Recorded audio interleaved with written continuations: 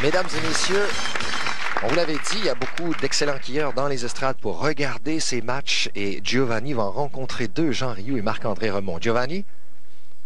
Bon, me voilà, je suis en compagnie de deux grands équipes, Jean Rioux et Marc-André Remond, que tout le monde connaît au travail de la province. Jean, est-ce que tu aimerais ça être à la place des skieurs présentement? J'aimerais beaucoup, beaucoup être à leur place. C'est sûr, certain. C'est sûr. Ah oui, c'est très sûr. OK. Que pensez-vous des salons quilles associés, la formule qu'ils ont adoptée jusqu'à maintenant? C'est très, très bon pour le monde d'équipe, pour les joueurs aussi. C'était un peu difficile pour certains joueurs à l'adaptation, mais c'est une très bonne formule et puis ça s'en va en grandissant. Ça devient de plus en plus gros, puis on a la preuve ici sur les allées. J'ai toujours dit que si on mettait l'argent nécessaire puis les gars mettaient le temps nécessaire, ça donnerait des performances comme on voit aujourd'hui. Merci. Merci Giovanni, merci messieurs. Et nous allons maintenant céder la place à ces deux excellents skieurs qui nous ont présenté une pluie d'abat dans les deux premières parties. J'ai nommé Thierry Dissegna à gauche et Sébastien Lemieux à droite. Dernière partie d'un total de 3. Présentement, c'est une priorité qui va à Sébastien Lemieux par près de 40 points. Thierry Dissegna a une grosse commande, mais même s'il réussissait une pluie d'abat encore une fois, pour reprendre ce même terme, il faudrait que l'autre en manque un peu, et ça ne semble pas être le cas aujourd'hui. Thierry Dissegna amorce la troisième rencontre avec rien de nouveau sous le soleil ou sous les réflecteurs, un autre abat. Place à Sébastien Lemieux maintenant. Sébastien Lemieux qui a à peu près 25 abats en 26 tirs ou quelque chose du genre. Quel contrôle, quelle constance dans les mouvements. Un jeune homme de 22 ans qui joue habituellement ici. Un autre abat. Sébastien Lemieux, dans les qualifications, dans ce tournoi qualificatif, avait affronté André Belland, Jacques Jalbert et les skieurs Hamel, Brière et Savard. Il a réussi 15 victoires et subi seulement 3 revers dans un tournoi où il y a des parties de format 3 de 5. Et il a conservé une moyenne de 257. Mais c'est une moyenne supérieure qu'il présente aujourd'hui. Une moyenne d'à peu près 280 en deux parties. Là, ça continue. Giovanni, qu'est-ce qui va l'arrêter? La fin de l'émission? Écoutez, la question, je l'ai posée à Thierry avant qu'on soit en ondes, c'est-à-dire à Jean Rioux. Il m'a dit Thierry n'a pas le droit de manquer. Mais il n'a pas raté beaucoup. Dans la première partie, il y a eu un malencontreux carreau ouvert et c'est ça qui l'a placé de l'arrière. Il a dit s'il veut avoir les chances de remporter la victoire dans le triplé, il n'a pas le droit de manquer dans cette partie. Donc, il se doit de réussir la partie parfaite ou 2,99, quelque chose dans le style. Pas une commande facile, Giovanni, hein? Oui. Quand un gars doit réussir la partie parfaite pour espérer passer à la ronde suivante.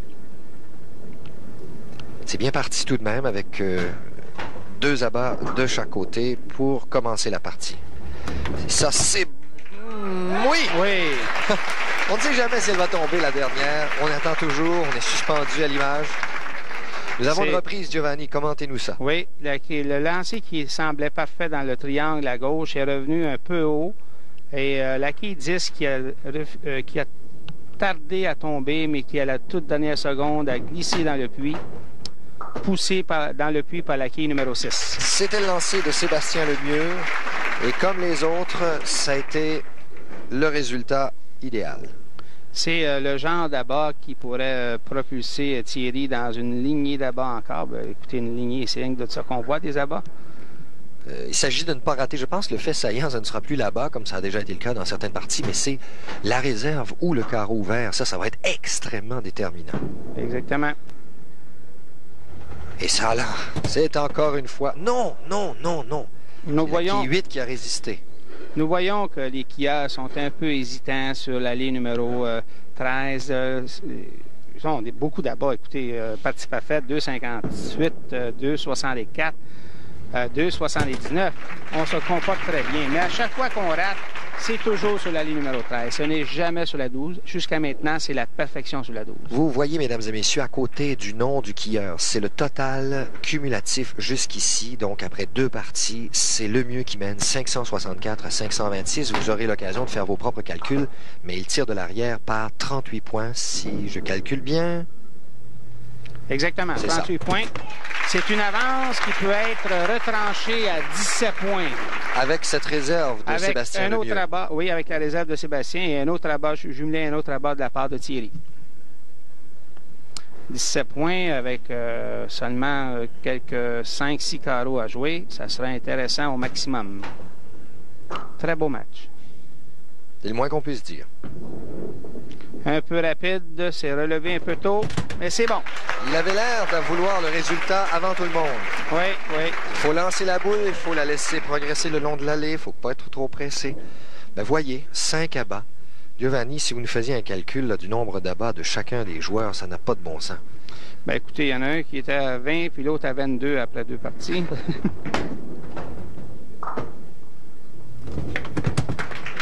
C'est réussi.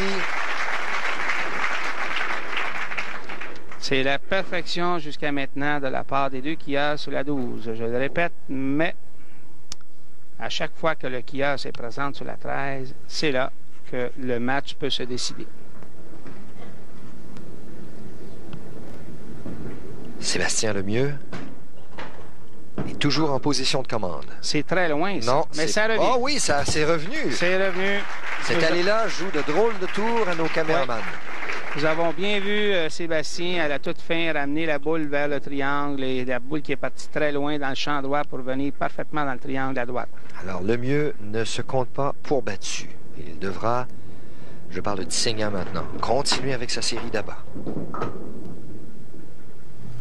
Il ne semble pas sûr, mais oui, c'est bon. C'est bon. J'ai la difficulté à commenter ça, ça n'a pas de bon sens. On n'a jamais vu une émission avec autant d'abats. Je pense que ça doit être une première. Écoutez, ça c'est le genre de sablage d'allée que Sylvain Bellemare, le beau-frère de Mme Bellemare, qui était la présidente des salonquiers associés jusqu'à la saison dernière, c'est un nouveau concept. Et bon! Et ça fait 7 de suite. Un nouveau concept, Giovanni. Continuez, c'est intéressant. Qui donne ce genre d'allée avec le degré de facilité pour les quilleurs pour réussir les abats. La grosse difficulté, c'est la grosse erreur qu'il ne faut pas commettre, c'est-à-dire c'est d'avoir une bonne concentration. C'est plutôt la guerre des nerfs qu'autre chose. Parce que s'il y a des éléments extérieurs, des éléments techniques qui viennent favoriser certains éléments du jeu de quilles, il y a quelque chose qu'on ne pourra jamais améliorer, c'est la facilité d'un quilleur de se concentrer dans des conditions comme celle-là aujourd'hui. Et là, ben, ils ont 100% notre admiration. Écoutez, peu importe le genre d'allée, c'est... il faut le faire. Il faut le jouer. Sébastien Lemieux n'a commis qu'une faute. Ça semble rapide cette fois-ci. Et c'est la deuxième, si vous me permettez le terme faute, dans un match où les quilleurs s'échangent que des abats. Écoutez, il a réussi pratiquement à la perfection jusqu'à maintenant et avec cette réserve, il pourrait tirer de l'arrière pour la première fois dans le match. Le match, au total, des 3 parties, il faut à nouveau le préciser. Oh, voilà qui devient intéressant. Voyez, après 5 carreaux, c'était une priorité de 21 points pour Dissegna. Donc, si la différence est de 38, on n'est plus qu'à 17 de différence. Et là, Dissegna n'a pas le choix. Il doit continuer. Quelle pression il a. Il doit continuer les abats. Oui! Ça fait 8 de suite et on est encore en train de rêver à une autre partie parfaite, Giovanni. Il a besoin, je ne crois pas qu'il pense à la partie parfaite. Je sais une chose, c'est qu'il sait compter très, très bien. Il a été à l'école avant nous. Et croyez-moi, il sait qu'il a besoin de 3 autres abats pour passer en finale. Où sa partie parfaite s'était-elle arrêtée dans la partie précédente? Au 8e ou au 7e? C'était au... Il semble être sûr de son coup. Oui. Voyez à quel point il est sous pression. On n'a pas vu Dissegna être aussi excité, mis à part le 19 mars dernier à la fin de sa partie parfaite. Et quand dans la partie précédente, il a vu ses espoirs anéantis, là, il a quand même démontré un peu d'agacement. Il était un petit peu choqué. Oh là, Sébastien Lemieux sait que ça va mal pour lui, mais il reprend encore avec un abat. Voyez la situation. Après 7 carreaux, c'était 210 à 178. 32 points de différence. La différence était de 38 après 2 parties. Incroyable. Giovanni, le scénario évolue à chaque lancer. Sébastien n'a pas le droit de rater ici. Ça doit être 3 autres lancers parfaits jusqu'à la fin. Exactement. Et s'il rate, il faudra qu'on continue. C'est très bon. Incroyable. Ça en prend un autre ici pour forcer Thierry à réussir lui-même 2 autres abats. Et la partie parfaite ne sera alors qu'une formalité. Mais une formalité dont on ne voudrait pas se passer. Quelle émission nous vous livrons, mesdames et messieurs, bien malgré nous. Les seuls responsables, ce sont les 2 skieurs. Un match très émotif. C'est la première période appartenait à Sébastien. La deuxième période était pas mal égalité. Et la troisième période va probablement appartenir à Thierry. Mais, est-ce qu'il va réussir un autre abat et forcer Thierry Dissegna? Oui, ça semble bon. 258. Là, j'attends votre scénario. 258 pour un pointage total de 822. Pas mauvais comme triplé? Pas mauvais, c'est très, très bon. Là, qu'est-ce qu'il doit réussir, lui? À tout prix, abats. Deux autres abats. Oui. S'il n'y a pas d'abat, c'est terminé. C'est ça. Et, de justesse! La quille 7 de justesse. Et jusqu'à maintenant, sur l'allée 22, c'est la perfection de la part des 2 skieurs. Il n'a pas eu de raté jusqu'à maintenant sur la 22. Besoin de 2 autres abats et un pointage de 7. Un autre abat et un pointage de 7. Ça semble haut dans le triangle, ça casse. C'est bon! C'est bon! À un autre abat d'une autre partie parfaite. Giovanni a-t-il remporté le match d'aujourd'hui? Pas encore. Il a besoin de 7 quilles pour se mériter la victoire par un point et un autre abat pour aller chercher la moitié du 20 000 des poches de Sébastien. Ça va lui donner, si mes calculs sont bons, 26 600 $ s'il a une deuxième partie parfaite. C'est... Oui! La deuxième partie parfaite en 2 mois par Thierry Dissegna. Il remporte la victoire dans une incroyable émission de quilles où ils se sont échangés une multitude d'abats. Quel est le total? 826 à 822.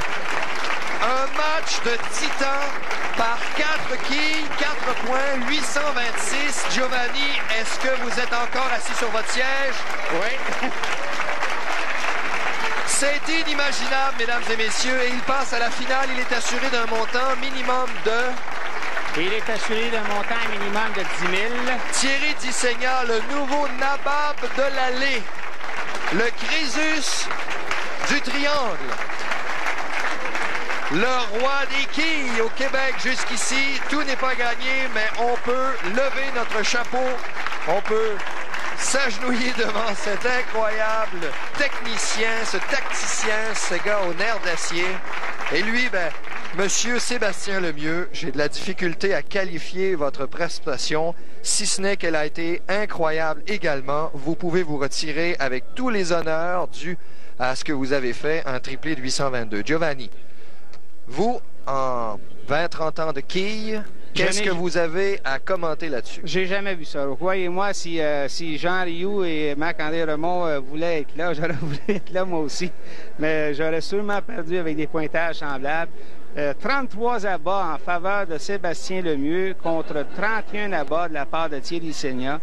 C'est incroyable, c'est la perfection. C'est 36 qu'on peut réussir le maximum pour un triplé de 900. 826 à 822.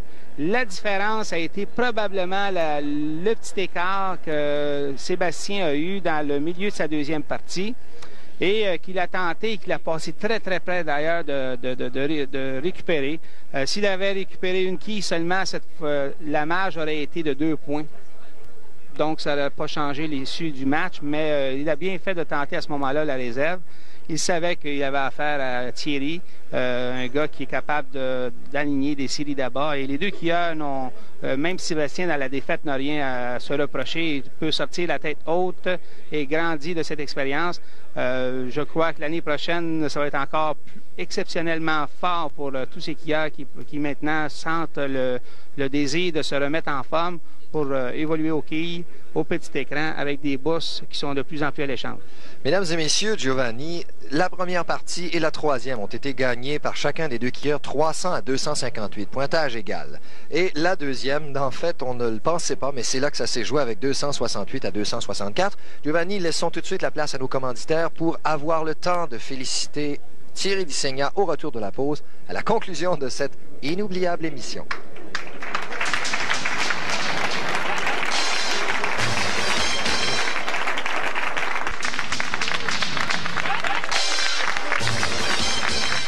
Giovanni Rossi et moi-même entourons deux grands quilleurs. Mesdames et messieurs, ils nous ont livré peut-être la plus belle démonstration. Deux amis également.